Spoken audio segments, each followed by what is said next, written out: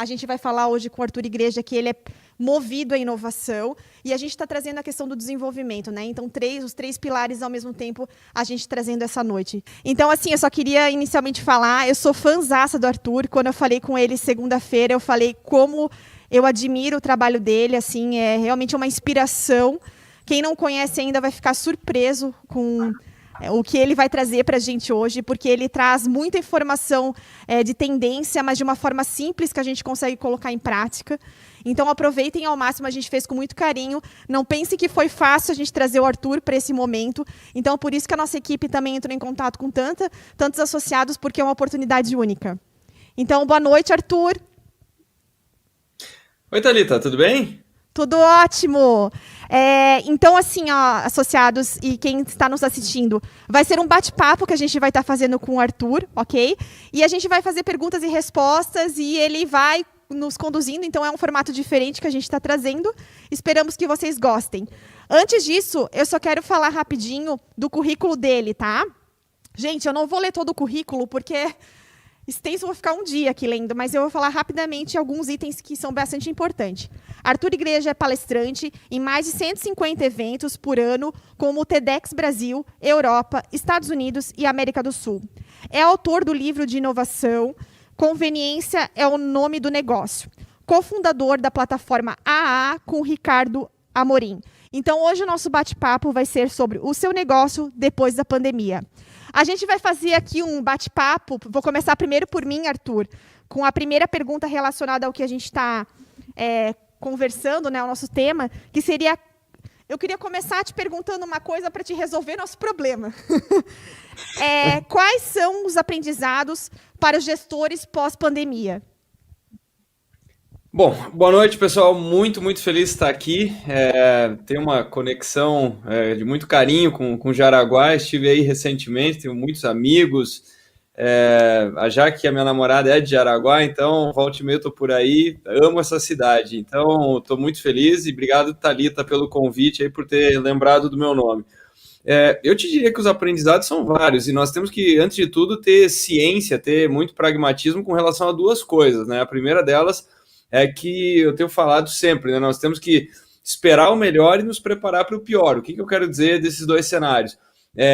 A gente espera, eu torço, né? Todo dia que eu acordo, eu torço para ligar o celular e ver uma notícia sobre vacina. Então, mundo pós-coronavírus só existe com vacina. A segunda coisa, a gente tem que entender o seguinte: por mais que tenha uma vacina amanhã cedo, se a gente amanhã cedo ficar sabendo, ó, tem vacina, vai ser distribuída para o mundo inteiro, tá resolvido esse negócio, as pessoas, elas não vão ser como eram em 2019. Nós passamos por uma transformação, por um choque gigantesco nas últimas semanas. Então tem que entender que também o mundo, por mais que seja resolvida a doença, as transformações comportamentais, elas ficam, né? Elas não ficam tão exageradas como agora. Então, por exemplo, nós estamos fazendo o evento nesse formato. Claro que possivelmente, assim que tiver vacina, a gente vai voltar a se encontrar, vai voltar a fazer as coisas de um outro jeito. Mas nós temos que nos preparar também para um cenário que é o seguinte: não dá para ficar esperando vacina. Todos os eventos que eu estou participando, o pessoal estava o tempo inteiro. Hoje à tarde eu estava num evento e o pessoal, pô, mas você viu que estão testando vacina e tá. Legal, isso é o lado da esperança. Agora, esse lado da mudança comportamental, que é o que mais afeta o lojista, o varejista, não dá para esperar vacina, tem que agir agora. E outra coisa que eu sempre sou muito pé no chão com relação a isso, nós temos que lembrar que tem uma série de doenças virais que tem mais de 40, 50 anos que nós passamos a conviver com elas. Então, os negócios, a gente não pode ficar esperando a vacina para fazer determinadas mudanças. Então, acho que os aprendizados, só para começar o nosso papo aqui, o ponto de largada é esse. Primeiro, não dá para ficar esperando a coisa voltar àquilo que a gente está chamando de normal. Segundo, essas idas e vindas, elas vão ser razoavelmente normais até que a gente consiga estabilizar tudo isso. O que eu estou chamando de ida e vinda? Então, vai ter momento que vai ter mais abertura, outro momento, daí a gente se tranquiliza ou até se empolga. A mesma coisa que vocês descreveram a respeito aí de Jaraguá, É o que está acontecendo aqui em Curitiba. Aqui em Curitiba, nós éramos a capital, nós estávamos como capital mais protegida até pouquíssimas semanas atrás. O pessoal se empolgou pra caramba.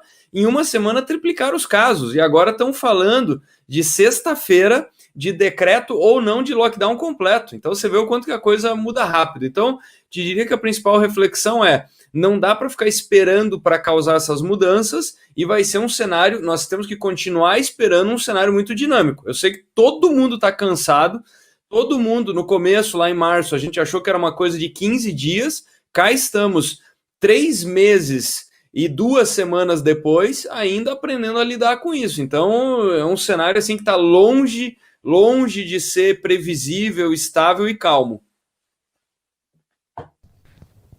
Oi, Arthur. É o Killian. Legal.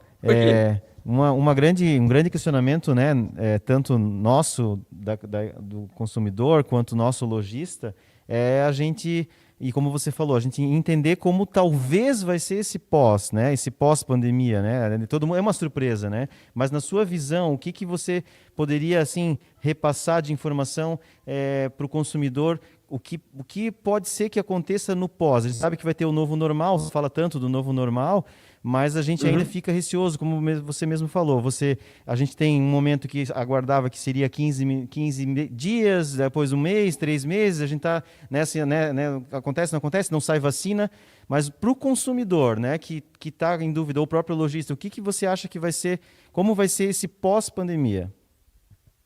Kylian, eu diria que o cenário mais provável, porque é uma coisa maluca, né? A gente fica, acontece isso, acontece aquilo e tal, mas, grosso modo, as pandemias elas duram de 4 a 6 meses. Então, eu lembro que quando eu fui estudar isso, logo que aconteceu em março, e assim, foi inacreditável a velocidade da mudança. Tem gente que gravou, engraçado, conversando com algumas pessoas, elas falam: nossa, como a coisa mudou ali ao longo de 15 dias. Não. A coisa aqui no Brasil, a grande verdade é que nós acordamos para tudo isso ao longo de 4 dias. Ao longo de 4 dias. Eu lembro, assim, de cada minuto dessa história, porque no dia 10 de março eu estava no Acre fazendo palestra, no dia seguinte em Campinas, São Paulo, naquela noite estava indo para os Estados Unidos e de repente fechou o espaço aéreo americano.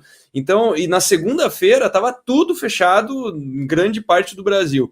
Então, o que nós podemos entender, e naquele momento quando eu fui mergulhar nessa história, quando nós tivemos doenças com características parecidas com essa, 2009, 68, 57 e 18, a variável é quantas pessoas, infelizmente, tragicamente, ficam pelo caminho.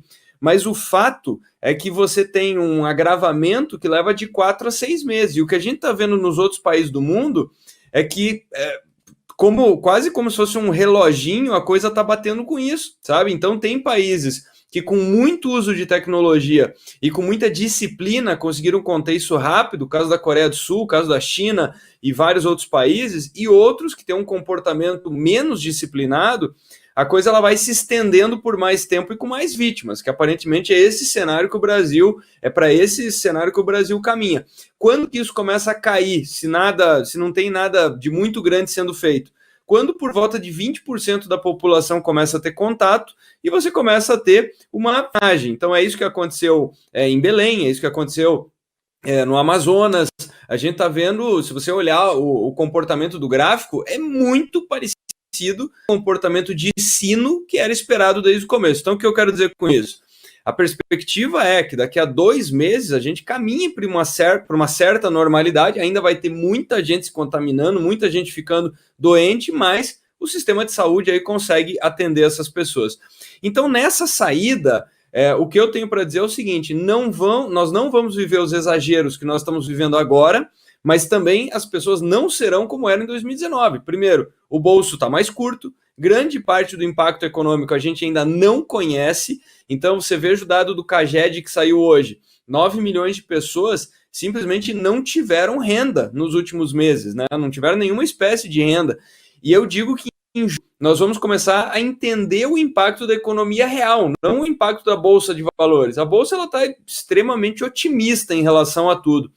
Então, dito isso, olhando para o lado dos hábitos, o que a gente tem que pensar imediatamente? Nós temos que pensar em mix de produto, tem que focar naquilo que dá certo, dentro do nosso mix de serviços e produtos. Nós temos que ir até o consumidor.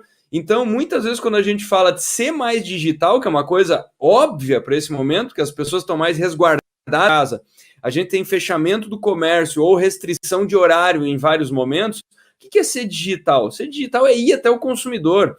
Então, antes de dar o nosso papo aqui, eu estava pensando, caramba, qual exemplo que eu vou trazer de ser digital? E aí que eu estava pensando, os negócios que mais me atendem de forma digital são aqueles que me atendem pelo WhatsApp, são aqueles que são rápidos, são aqueles que não estão pensando em, caramba, eu tenho que ser digital, vou ter que fazer e-commerce, não, agora eu vou vender exclusivamente pela internet, isso daí parece complicado, o que eu vou fazer agora? Você estava falando na abertura de, por exemplo, meio de pagamento como o PicPay, é isso aí, sabe? Você tem que ter o quê? WhatsApp, PicPay e garra, e ir para cima. Então, nós temos que... Eu tenho visto uma série de negócios, sabe?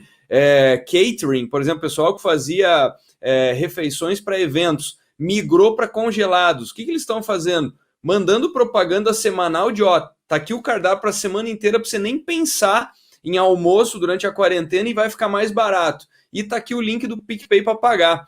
Então, a gente tem que entender que tem que ter essa agilidade e a saída disso tudo. Por que eu falei dos exageros? Não vai ser um mundo que pode tudo, como era 2019, mas também não vai ser esse mundo só de videoconferência, só de gente trancada em casa. A gente vai ter uma grande mistura. E essa mistura vai ser muito particular dependendo do grupo de pessoas, porque nós vamos ter, Kylian, na saída, 3 tipos de consumidores. Um deles é gente que não está nem aí para a pandemia, então tão logo liberou shopping, é a pessoa que vai correndo para o shopping, sabe? Aquela cena que a gente viu de Blumenau, mais ou menos. Tem um segundo grupo que é cautelosamente preocupado, é aquele que está lendo as notícias, está escutando os alertas, está de máscara o tempo todo, está se cuidando. E tem um terceiro grupo que, seja por preocupação qualquer ou por fragilidade de saúde, vai sim se resguardar muito mais até o dia que tiver vacina. E tá tudo certo. E nós temos que endereçar como atender esses 3 grupos. Então, o fato é que o pós-coronavírus, nós temos que entender que é um pós-pico do coronavírus, mas talvez a gente tenha que conviver com esse negócio. E aí, uma coisa que vocês falaram no começo, reforço que a Thalita falou, o reforço da higiene, o reforço da biossegurança, é uma coisa que eu estou vendo muito lojista tapar, porque muito mais do que você ter um negócio limpo, higienizado e cuidar dos seus colaboradores e clientes, tem que comunicar isso, tem que estar batendo nisso o tempo inteiro, para que as pessoas vejam que você está tomando cuidado e que elas vão poder se sentir seguras ao fazer negócio contigo. Então isso vai desde tá fazendo entrega, não é só fazer entrega com higiene, sabe? O que você está fazendo? Que medidas que você está tomando? Então é um tempo para estar muito ativo nas redes sociais, é tempo para poder comunicar com o público que está online, as pessoas estão com um pouco mais de tempo. Então, apresenta produto online, produz, quando a gente chama produção de conteúdo, parece, você tem que fazer um negócio super complexo. Produção de conteúdo é tirar foto, é colocar produto na internet, digo, Instagram da vida, e que nem eu falei, tem que ir para cima. Se ficar esperando o dia que tudo vai estar maravilhoso e rosado como era 2019, ninguém tem essa data. Então, é um consumidor que vai estar com o bolso mais curto, um pouco mais arredio, não adianta abrir a loja e ficar esperando ele vir. Tem que ir até ele, avisar que ele pode ir até a loja ou dar um jeito de ir à casa dele. Então, ter essa atitude proativa, na verdade. Boa noite, Arthur. Tudo bem? Boa noite. Boa noite. Meu nome é Paulo. Eu sou diretor aqui de inovação do CDL. Eu queria complementar com uma pergunta aí a tua bela apresentação. O que você vê como tendência? Você falou muito em digital, né? Que todos nós sabemos aí que é obviamente uma tendência que quem ainda não estava vai ter que procurar se adequar rapidamente ao universo digital. Achei super importante a tua colocação de que não é um e-commerce que para entrar no mundo digital, você pode começar com o WhatsApp, né? Pode começar com o PicPay, pode começar com algum meio de pagamento, mas eu gostaria também da tua reflexão sobre o pós-pandemia de loja física, né? O que você enxerga para uma loja física com pós-pandemia? Quer dizer, você já falou, né?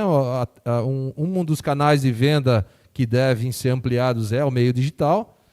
Acho que a loja física vai fazer um trabalho em conjunto com a loja digital, vamos dizer assim, né, com o meio digital. Mas na física mesmo, o que você enxerga, o que você consegue dar para nós um cenário aí de tendência para as lojas físicas? Bela pergunta, Paulo. E eu acho que a loja física, o pessoal tem enxergado de uma forma um pouco enviesada faz algum tempo, tá? Então, de um lado, o que eu vejo do lojista de loja física? Por um lado, ele não cresceu muito no e-commerce nos últimos anos, muitos não apostaram muito no e-commerce, porque é como eu brinco, né? Ficou aquela coisa do ovo e da galinha. Ele tentou entrar na internet, não fez muito dinheiro lá, não deu muita atenção. E aquilo que a gente não dá atenção definitivamente não dá certo, né? Então, como ele não fez muito dinheiro, ele falou, acho que esse negócio de internet não é tão importante. E agora se mostrou fundamental.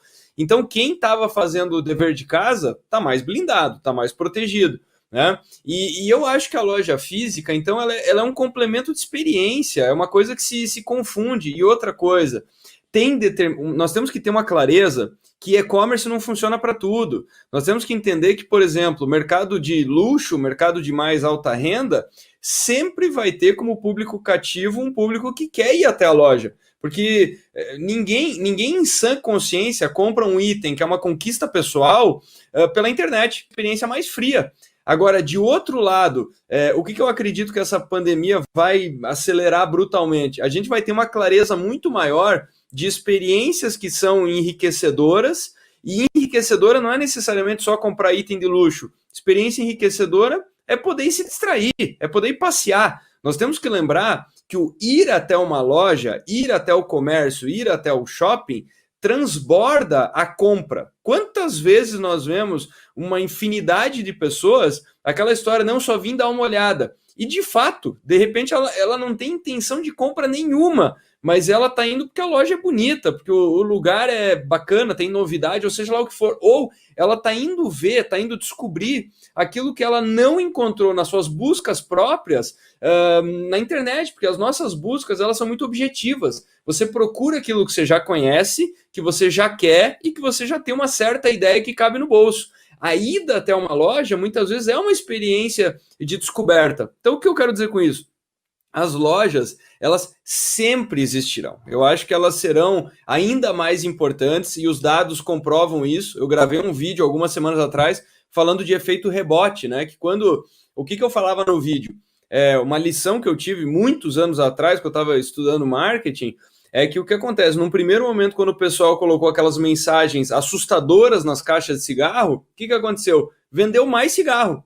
Por quê? Porque a pessoa fuma quando está ansiosa. Agora eu coloco na caixa que ela vai morrer. Ela se sente ainda mais ansiosa e fuma mais. Então, nesse momento que as pessoas estão trancadas em casa, a ansiedade sobe, a falta de dopamina, né, de você poder passear, encontrar pessoas, ter o senso de liberdade privado. O que acontece quando você abre? As pessoas querem ir até uma loja física, e foi isso que aconteceu na China, foi o que aconteceu na França, foi o que aconteceu na Turquia, Tunísia, Itália, todos os lugares que tiveram abertura, as pessoas se mostraram muito ansiosas em querer poder ter um gostinho da vida que elas tinham, que é a mesma coisa que eu acho que vai acontecer com o turismo, que vai acontecer com vários setores. Dito isso, é hora de revisitar a loja, é hora de mudar a loja, porque daí imagina, a pessoa está com aquela memória lá de 2019, ela volta na loja e encontra tudo meio parecido.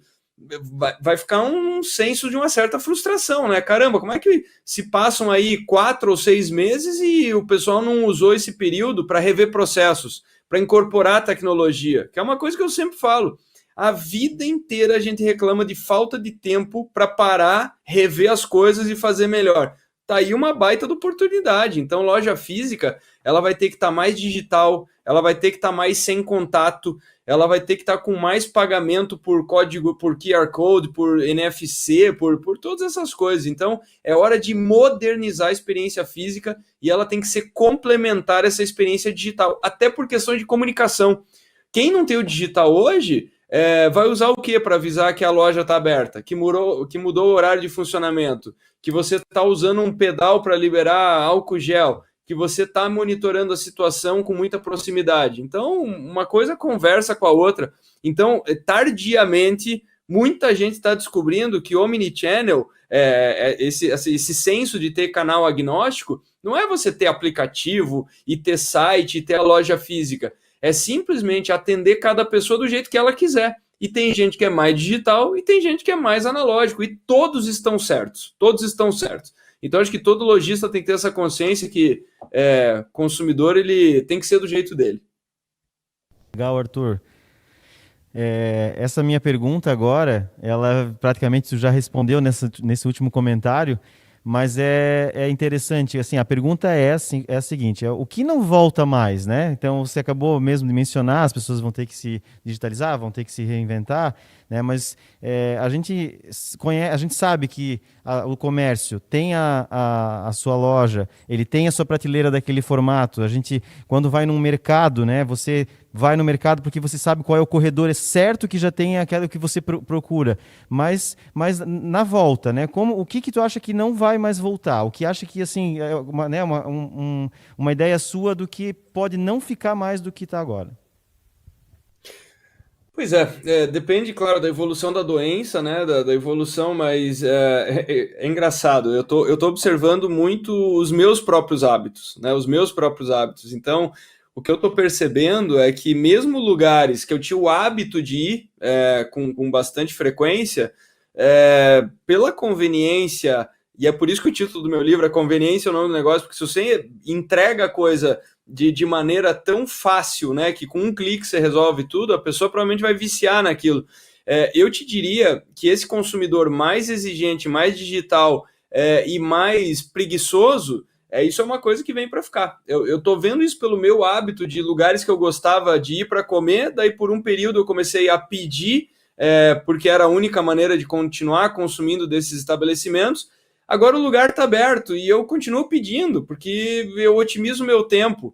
Então, o que vai mudar? Eu acho que todo estabelecimento vai acabar revendo o seu tamanho, a sua área, as empresas, por exemplo, a gente está falando muito dos lojistas aqui, mas as empresas que eventualmente têm escritório e tal, vão acabar revendo essas coisas. A gente vai rever se para tudo a gente precisa de uma reunião ou se para tudo a gente precisa de ações presenciais, se de repente não dá para fazer coisas com uma outra cara. Então, o que eu acho que não vai desaparecer, a gente estava vendo, o que a gente viu, né? Estados Unidos, mais de 80% das transações são feitas por cartões de crédito. Aqui no Brasil, o índice estava em 40%. Espera-se que na saída da pandemia vai ser 60%. Então, mais uma vez, uma aceleração de algo que já vinha acontecendo, né? As pessoas já queriam carregar menos dinheiro, seja porque você tem que sacá-lo, ou por uma questão de segurança, agora vai ser por uma questão de segurança, né? Não a segurança do assalto, mas a segurança da contaminação. Então, menos uso de dinheiro, mais necessidade de meios de pagamento, de gateways de pagamento rápidos, fáceis, muito mais esse atendimento, um canal que é difuso, né? Você vai ter que atender pessoas pelo direct do Instagram, outros pelo WhatsApp. Você não vai poder chegar para essas pessoas e falar, não. O único jeito é você vindo até aqui na loja. Ela vai falar, tá bom, vou encontrar outro. Vou encontrar outro que queira me atender do meu jeito. E eu acho que tem um público também, que alguns estão esquecendo de olhar, que é uma coisa que já vinha se acelerando no Brasil. O Brasil está envelhecendo rapidamente, né? Então nós teremos um público, hoje tem 7,2 milhões de brasileiros com mais de 75 anos, a estimativa é que isso vai passar de 35 milhões nos próximos anos. E se, nesse momento, esse grupo está mais resguardado, mais uma vez, empresas que forem até esse público vão encontrar grandes oportunidades. É um público que tem uma renda mais protegida, uma renda melhor. Então, essa história da empresa que vai até o consumidor e simplesmente não abre a loja e fica lá esperando, essa virada é uma virada que a pandemia trouxe, já vinha acontecendo lentamente, mas é muito menos consumidor indo até a empresa e a empresa indo até consumidor. Então, Arthur, só complementando mais uma pergunta aqui, você tem algum case aqui no Brasil que poderia ser relatado aqui para o nosso espectador? Alguma loja que seja referência, ou mais de uma loja que seja referência? Eu sempre menciono aqui, quando a gente conversa sobre inovação, nem sempre a gente precisa falar da NASA ou da de uma empresa mundial, né? Eu gostaria até de ter cases aqui no Brasil mesmo, que fizeram mudanças, que trouxeram inovação, que estão se adequando rapidamente, ou se adequaram rapidamente a essa nova situação. O que você pode colocar para nós de exemplos aí para a gente fazer um benchmark e poder olhar? Tá cortando um tanto o seu áudio, mas eu acho que eu consegui entender a pergunta. Eu vou te trazer exemplos aqui vou te trazer exemplos, os exemplos que eu mais gosto são exatamente esses exemplos que eu digo mundanos, né? Coisas que a gente bate o olho e fala, puta, eu podia ter feito isso, ou eu entendo como é que isso é feito. Um exemplo bastante prático, porque inovação, vamos lá, nós temos que enquadrar a inovação como um jeito diferente e melhor de fazer alguma coisa. Então, nem tanto dentro dessa definição, tá lá, que eu tenho que usar muita tecnologia, que eu tenho que fazer investimento, que eu tenho que fazer coisa complicada, ou que eu tenho que ser uma empresa grande, tá? Então, começa por aí, aquela pessoa que dali a pouco não aceitava pagamento e ela colocou um PicPay, para o negócio dela é sim inovação. Claro que ela não foi a primeira pessoa do mundo a fazer isso, eu estou falando repetidas vezes desta solução, mas tem tantas outras. Eu estou aqui torcendo, muito entusiasmado para que entre o WhatsApp, entre Pix, eu acho que quanto mais competição e mais soluções para o lojista, é assim que a gente vai avançar. Mas um exemplo, vou te trazer 3 exemplos bastante práticos aqui. O primeiro deles, que eu achei bastante legal, algumas cooperativas de crédito foram muito proativas em criar soluções para que os cooperados e para que eles compartilhassem o que eles tinham para vender. Então foi meio uma combinação de Mercado Livre, OLX, que eles levaram para cidades. Então foi muito mais do que estabeleça o seu e-commerce. Foi meio, sabe, o que você tem para vender e vamos tentar oferecer isso aqui dentro da cooperativa, vamos tentar oferecer para os outros cooperados. Outra coisa muito mundana que eu vi acontecer na minha frente, isso já é uma coisa que vinha acontecendo há algum tempo, que eu sempre falo, né, os condomínios, os prédios, eles estão virando os novos shoppings, os novos espaços de convivência. Aí você pega o lugar aqui onde eu moro, são 100 e tantas casas, é um condomínio razoavelmente grande. E aí o que aconteceu? A coisa parada, 2 marcas vieram até aqui e pediram o seguinte, será que a gente pode estabelecer uma operação com um pequeno caminhão do lado do portão de entrada? Então o que acontece? A primeira foi uma grande marca de alimentos aí, os caras pediram para o síndico, mandaram para todos os condôminos a lista de produtos, ou se estava faltando alguma coisa que eles queriam, vieram 2 dias depois e abriram uma loja ali. Os caras venderam muito rapidamente, 1 a 2 horas eles venderam. Então o que eu quero dizer? Outras marcas não vieram bater aqui na porta, tá entendendo? Aqui eles conseguiram encontrar ali 120 casas vezes X moradores e, sabe, estabeleceram uma loja. Então é essa proatividade. O que mais que eu vi acontecer? Eu vi em galerias que estavam com restrição de estar fechadas, aqui em Curitiba, elas também conseguiram negociar junto à prefeitura para ter visita agendada. Então, foi uma coisa que eles nunca tinham pensado em fazer, ficaram 1 semana fechada, depois o que eles fizeram? Um sistema de agendamento. Então, por exemplo, dependia da metragem, eram X pessoas pelo tamanho de loja, tinha controle de fluxo e tal, e com visita agendada às lojas. E também começaram a vender por Instagram, começaram a fazer a sua venda por Instagram. E por fim, o quarto exemplo que me chamou bastante atenção, eu vi, inclusive, para quem procurar a notícia, ela saiu hoje, todo o pessoal falando, pô, mas estabeleço operação de entrega aí com os iFood da vida, ou Uber Eats e tal, os caras me comem 30%, tem muita gente falando que está trabalhando com margem negativa só para manter os colaboradores e tudo mais. Bom, no meio desse cenário, os caras até estão pensando em dia 1º de julho fazer uma paralisação. O que aconteceu em São Paulo? Criaram a primeira cooperativa de entrega. Então, o que eles fizeram? Bom, vamos usar o sistema cooperativista, em que o valor fica preservado entre os participantes, e criaram uma cooperativa de entrega. Então, em vez de trabalhar para um grande aplicativo, é uma solução local, em que, inclusive, os entregadores fazem parte do negócio. Então, sabe, eu tô vendo muita movimentação aí interessante de pequenos negócios que estão encontrando essas soluções aí para poder encontrar novas soluções, que no final, né, eles estão propondo novas soluções e no final isso é inovação. Então não precisa complicar as coisas.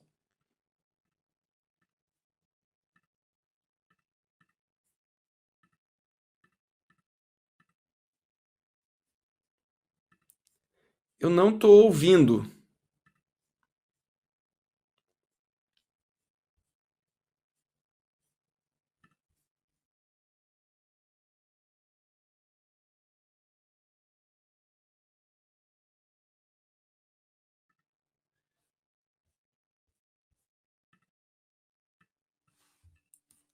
Eu não estou ouvindo.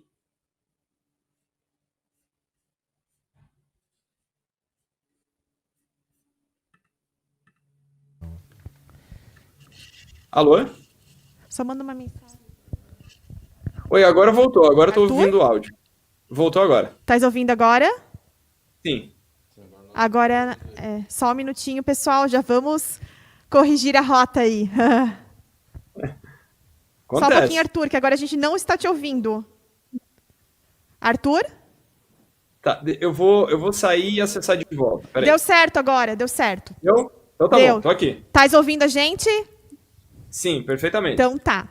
Eu estava comentando que em janeiro a gente participou da NRF, que é o maior evento de varejo do mundo, e se falou muito dentro das linhas do que tu está trazendo, né? Tanto que, como eu citei antes, um dos pilares nosso é a questão da experiência, e Nova York é movido a questão de experiências de lojas e assim por diante, né? E foi se comentado muito a questão de fricção, né? Tudo que é chato, tudo que o cliente não quer perder tempo, que isso realmente a gente tem que automatizar, e tudo que é para causar uma boa experiência, a gente tem que dar atenção para os clientes. De realmente a gente conseguir ter um tempo destinado para o cliente e tentar automatizar o que é a parte chata, né? Nós estamos recebendo várias perguntas aqui, então vou tentar... vou começar por uma especificamente, que é da Bianca Steiner. Como entender a linha tênue entre inovar trazendo novas soluções para esse novo contexto, mas também não parecer oportunista? Qual que é a tua opinião?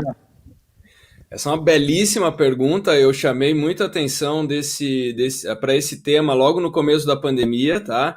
Eu acho que algumas empresas mergulharam em ações muito desajustadas, não pensadas, e inclusive várias empresas elas provocaram para elas mesmas uma crise que vai ser muito pior do que se ela não tivesse feito nada. Então tem algumas, mas especialmente foram grandes empresas. Isso daí aconteceu com muitos grandes empresários, com grande visibilidade, que acabaram falando coisas no calor do momento, e isso acabou se transformando em campanha contra essa empresa. Então a linha da oportunidade e do oportunismo, de fato, ela é tênue, né?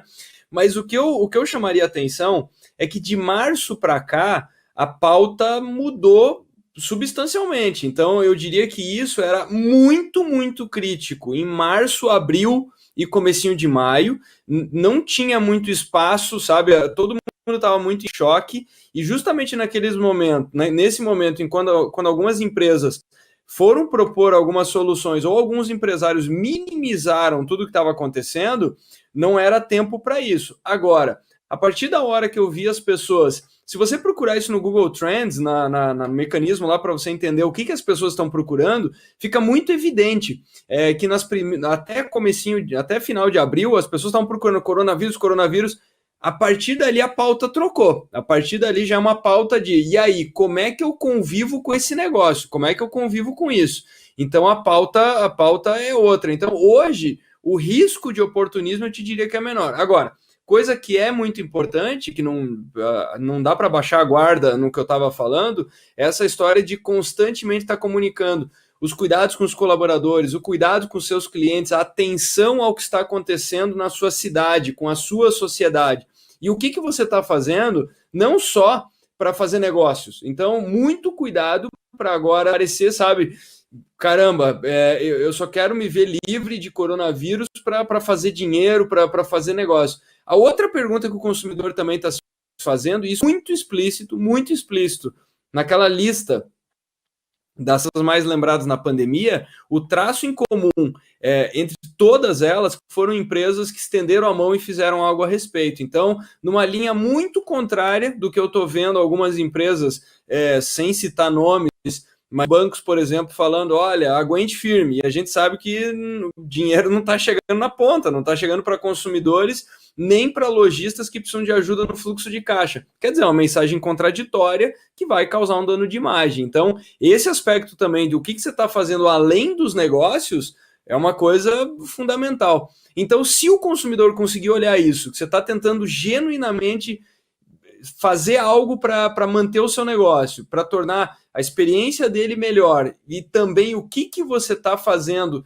para ajudar colaboradores, manter o seu negócio, manter uma ética empresarial, eu acho que ao somatório disso tudo, você não corre risco de passar por oportunista. Show de bola, Arthur. Vamos para as últimas 2 perguntas, gente. Eu sei que tem bastante pergunta vindo aí, mas a gente vai ter que, depois, qualquer coisa, passar para o Arthur e ajudar a gente a responder no segundo momento. O nosso diretor conselheiro, Gabriel Seifer, ele pergunta para você como criar uma cultura de inovação nas nossas empresas. Qual é o primeiro passo? Pô, o Gabriel fez uma pergunta daquelas que, se vocês me deixarem aqui, nós vamos até 00:30. Então, esse é um tema que me interessa demais. Então, já fica a dica aqui para o Gabriel e para todo mundo que está nos assistindo, procurar inclusive tem um episódio do meu podcast que fala só sobre isso, só sobre cultura de inovação. Está lá no Spotify, Deezer e todas as plataformas. O nome do podcast é Inovação com Arthur Igreja, tem vários episódios. Mas eu diria que o ponto fundamental é ter essa centricidade no consumidor, essa verdadeira obsessão por mapear aonde a empresa começa a colocar o consumidor para trabalhar. Porque, pasmem, todas as nossas empresas, em algum momento, nós criamos dificuldade para o consumidor e muitas vezes é por absoluta preguiça nossa de querer mudar. Então, tem vários processos que nós falamos, mas preenche esse negócio aqui, mas me traz o bilhetinho, para ficar bem tangível o que eu estou falando. É como eu sempre falo, quando eu vou no posto abastecer o carro, o que eu estou querendo é carro abastecido. Quando a pessoa me fala, olha, para pagar tem que ser lá dentro da loja de conveniência, não é isso que eu fui fazer lá. E o pior é quando eu espero fila, porque aí eu estou pegando fila de gente que está abastecendo e gente que está comendo um lanche lá. Então, um processo mal resolvido, mas o ápice disso é quando você paga e a pessoa entrega um papelzinho, e daí você pergunta, mas que diabo é isso? Não é para você entregar para o frentista. Pô, o que tem a ver eu fazer checagem de processo de empresa? O que eu quero é maquininha com QR Code na minha janela e todo mundo de máscara, sabe? E maquininha higienizada. Então, a cultura de inovação nasce primordialmente disso. Reconhecer que toda empresa tem problemas de atrito, de fricção, que podem ser melhorados, e grande parte das melhores soluções estão no front. Então, as reclamações, quem mais escuta são os frentistas, são as camareiras de hotel, são as pessoas que estão na recepção, são as pessoas que estão no caixa, que fazem o primeiro atendimento. E cultura de inovação é aproximar estas pessoas dos decisores. Então, as empresas muito inovadoras, elas são muito horizontais, porque daí você não tem aquele telefone sem fio, e quanto mais eu estudo o assunto, o que fica muito evidente? Quando você entrevista, especialmente organizações grandes, quando você entrevista o dono ou os executivos, as entrevistas sempre são assim, não, a nossa empresa é inovadora, um mar de rosa e tal. E quando você vai falar com a ponta, que eles falam, não sei de que empresa que ele está falando, aqui o bicho pega e ninguém escuta. Então, aproximar esses personagens e ter muito contato com o cliente e ter a humildade e a coragem de perguntar para o cliente como as coisas poderiam ser melhores para você. Ponto de partida é esse. Vamos lá, então, para a última pergunta. Depois a gente vai ter uma palavra final tua. A pergunta agora vem do Luiz Leig, seu amigo, né? Então, ele pergunta...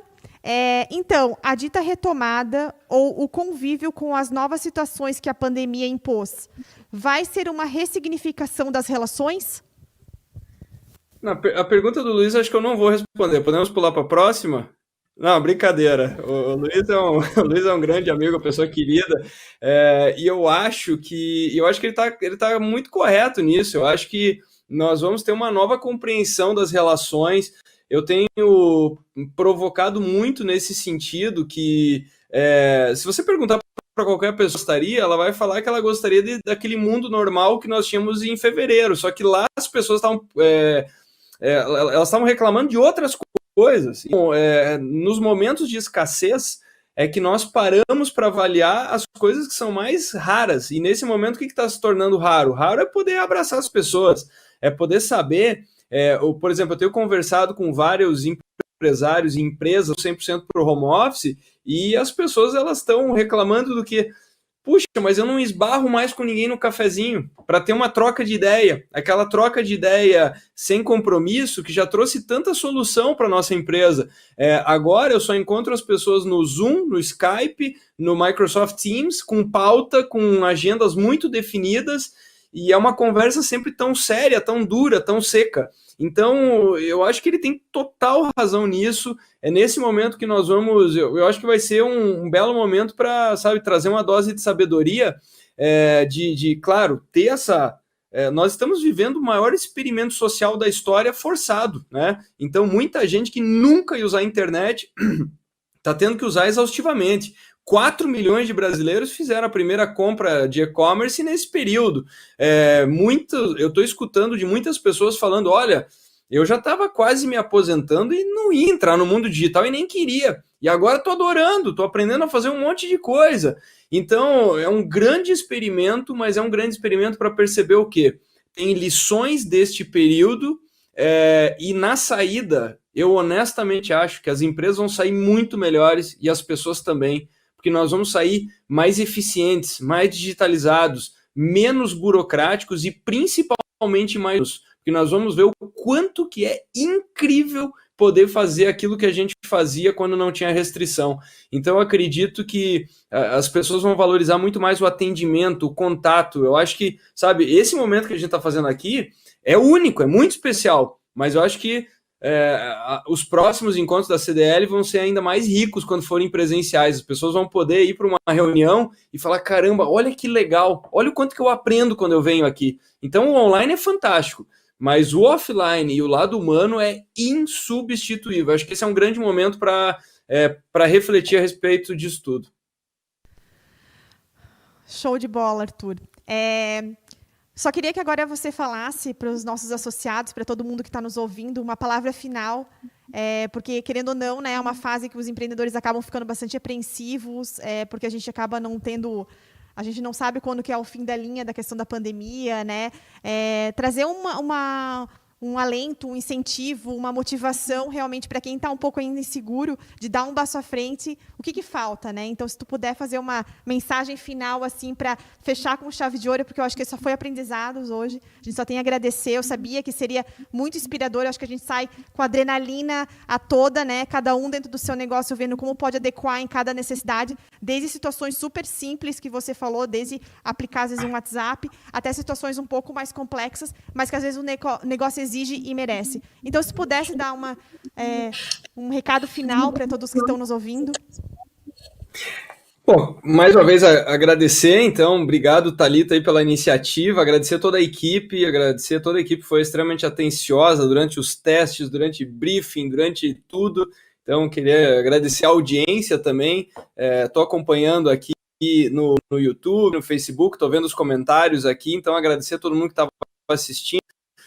E perceber, e também o quanto que a nossa percepção das coisas é transformada. Às vezes eu tenho visto alguns eventos, por exemplo, eu estava com mais de 60 pessoas estavam assistindo. Se você parar para pensar, 60 pessoas é uma reunião bastante cheia, né? Só que os números da internet muitas vezes eles nos confundem. Parece a gente perde a noção, né, de como seriam essas 60 pessoas numa sala discutindo e tudo mais. Então, agradecer e não se deixe levar pelo exagero do momento. Então, como eu falei, se prepare para julho. Julho a gente vai receber muita notícia não tão boa.